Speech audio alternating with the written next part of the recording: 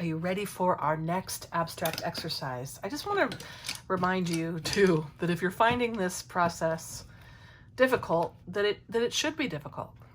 That's normal, and that all of this stuff takes a lot of practice. And it's really smart to use references, to play. And if you'll notice, I work so quickly because I like the end result to have a very organic, free look. If you work slowly and precisely, then your end result will be very precise looking. So my particular method, even the way I hold a paintbrush, contributes to my end result looking, it's very organic, and that because that's what I like. But practice. Don't expect to make amazing paintings at the beginning. This is a journey, right? People go to art school to study abstract painting. So, you know, this is just a journey, and hopefully to springboard you into more play and to other artist methods as well. All right. Now I want you to find an extra piece of watercolor or cardstock, and you have another piece of gessoed watercolor. And I'm working almost entirely today on 9x12 sheets, just so they fit in the view of the camera. But you are welcome to go bigger. In fact, you should. I don't love to work on canvas because a canvas paralyzes you. Like you feel like it has to be good or perfect or something. So paper is great for learning how to paint abstracts, because at the very worst, it's a background you can cut up, right? And that's not terrible.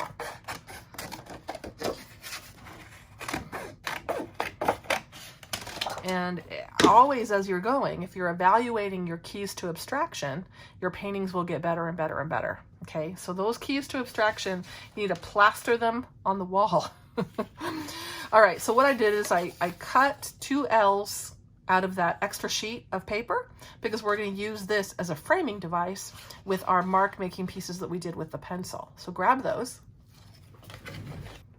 So these pieces that I did with the pencil, I mean, this one's a hot mess in a delicious sort of way. You know, I've made a whole career in a hot mess, so I kind of love it.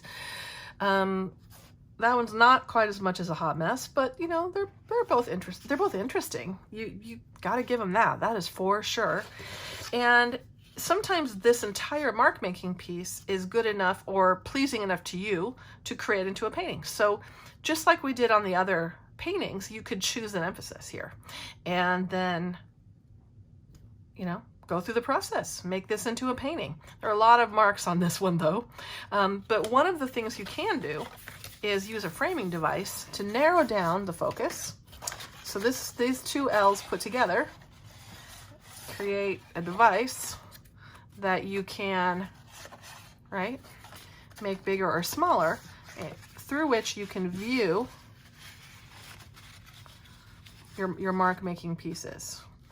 And you can decide if any of these views start to look like a painting. And definitely look from different angles, flip your paper. That one's not terrible, I will say. Let me flip it. So if you look at it from this way, I like that there's a circle, and a circle with lines intersecting through. I think that's kind of interesting. Okay, try to remember that, you guys. Let's look here. I like that a lot. It almost looks like a heart, and I didn't really mean it to. But that's interesting.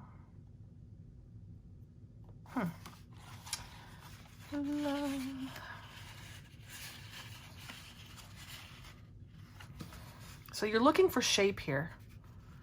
Don't look at every single mark. We don't have to use every single mark that's on the paper, but you're looking for shape. That's interesting too. I quite like that. I have a lot of options here actually. We're gonna do this one. I'm dragging my frame through all this wet paint that's still on my craft sheet, because heaven forbid I clean up. All right, so this little composition that you can see through my frame is what I'm going to transfer to my sheet of blank paper here. Okay, so, you know, transfer it lightly, just redraw it. I mean, is it going to end up perfect? I hope not. There's a line there. There's like a funky circle here.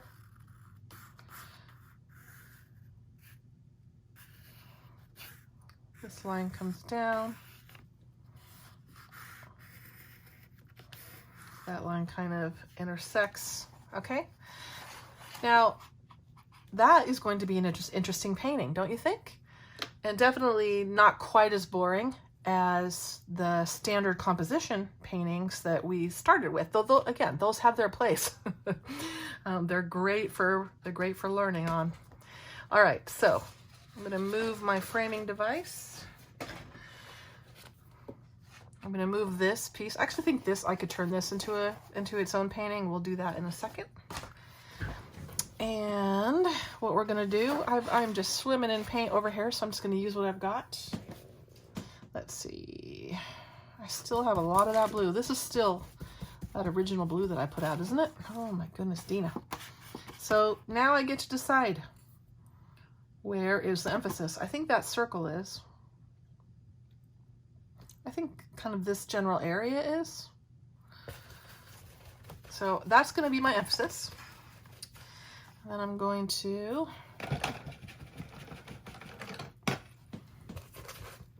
kind of color block in a way. I want this. I envision this being one color. Up here.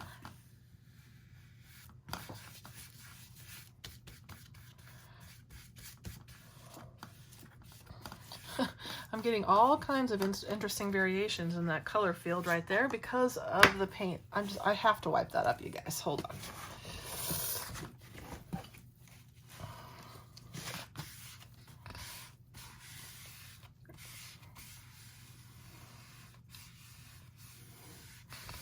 So I do like thick, heavy body paint, which is why I very often use a dry brush. And that was just turning out way too wet for me. So I'm going to start it again. Find my elephant again. Oop, throw it on the ground. Well, the colors, oop, that's not elephant, that is aloe. Okay, that'll work. Nice light color.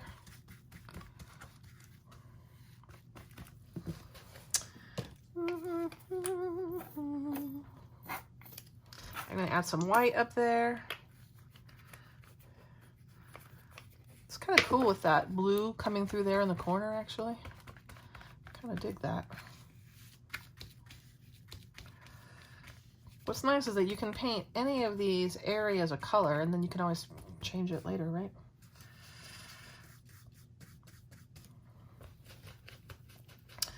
Cool.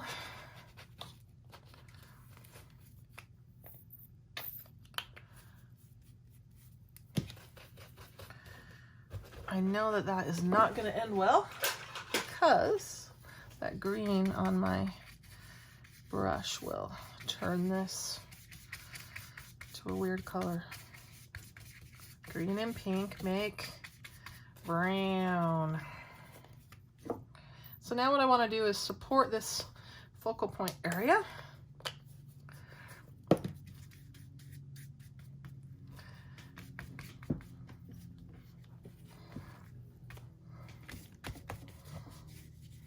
Repeat color a little bit.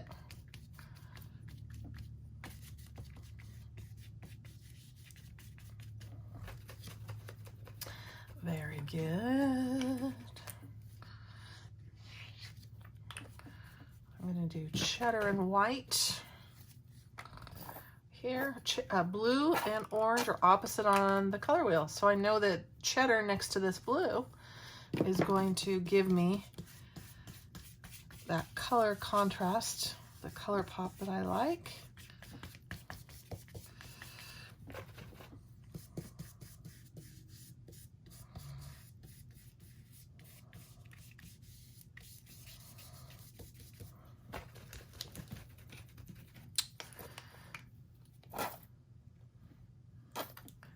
that I put purple on there and not white.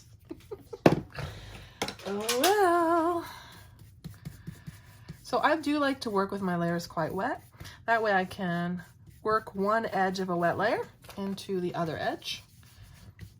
Saves me from being too stripey. I don't mind a little stripey, because a little stripey, I think, is, you know, that's the hand of the artist. That's what I like to see.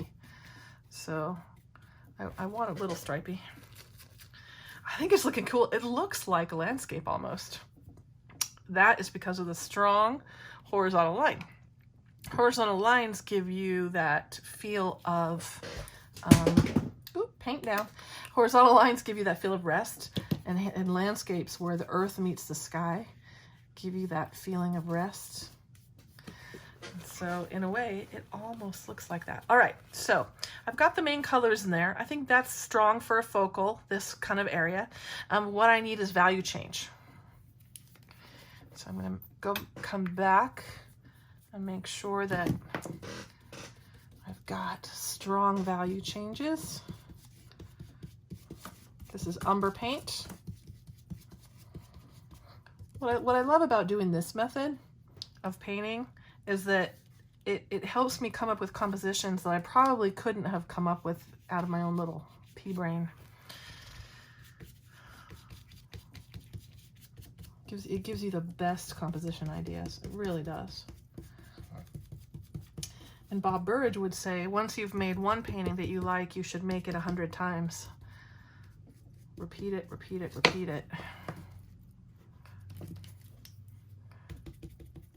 So I'm adding umber in various places just to make sure that I have value changes. I think we're short on texture for sure.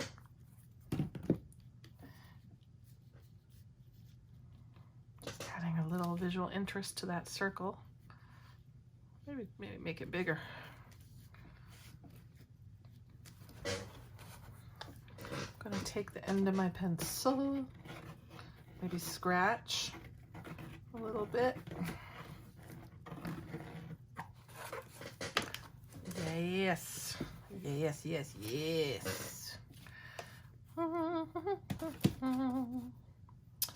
Again, the more value change you can give to each little individual area, the better.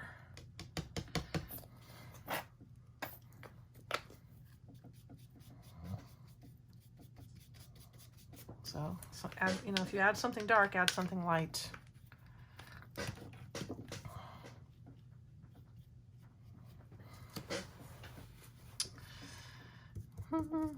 Sometimes as you're working, you'll flip it and be like, oh, it goes this direction. Oh, it goes this direction. I think it goes this direction though.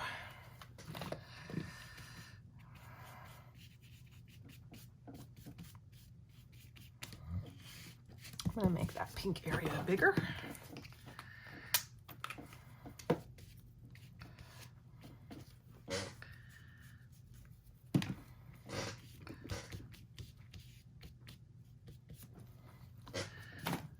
More of a feel, that landscape feel maybe.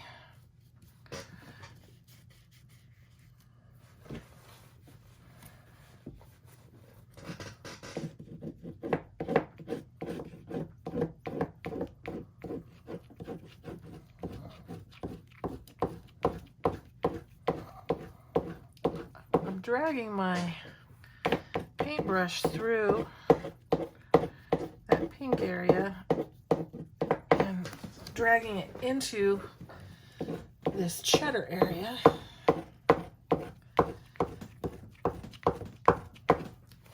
Just because I like the texture of it. Now those look like people almost, I think. It's kind of cool. I'm gonna use some black.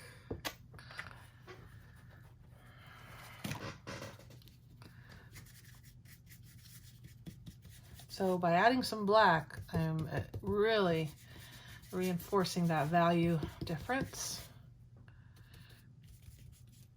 It'll start to look even more dramatic. Anytime you add black,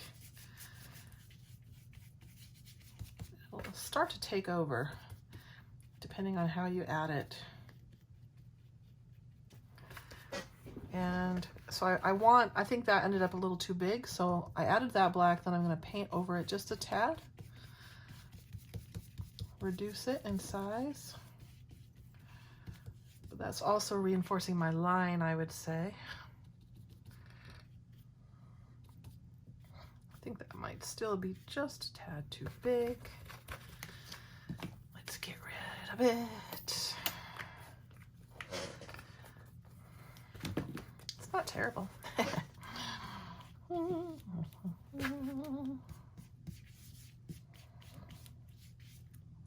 we go. I like that better.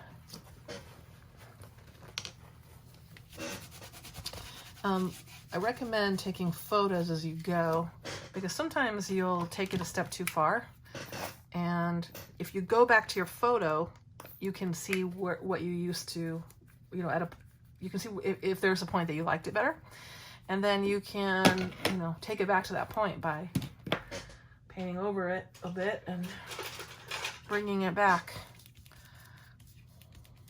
So I'm adding some light there.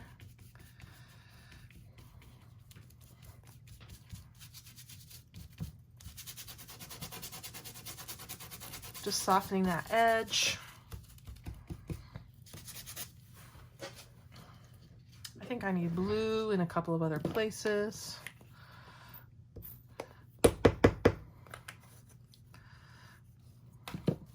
I love, love, love a scribble marks, so I'm going to be adding scribble here to it in a second. Oops. Oopsie. All right, so scribble.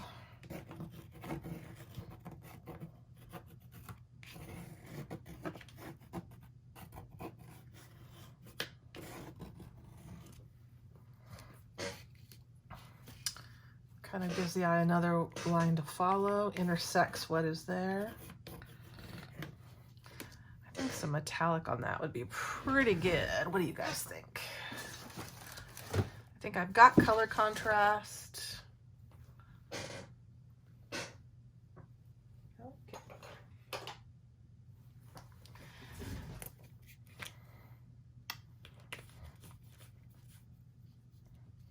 Just using some sterling. Not sure it'll show up really well. Kind of mixing with that black. All right. Now what I want to do is speckle. Well, this one I think needs to be speckled with black paint. And you know, I've been in a speckle kick. I don't always speckle everything, but lately I have been. So, you know, all of this stuff is optional. I still could have done stencils. I could have written words. Art marks, little lines. All those fun things that make art interesting to do. Okay, so that is creating a composition from your mark making pieces.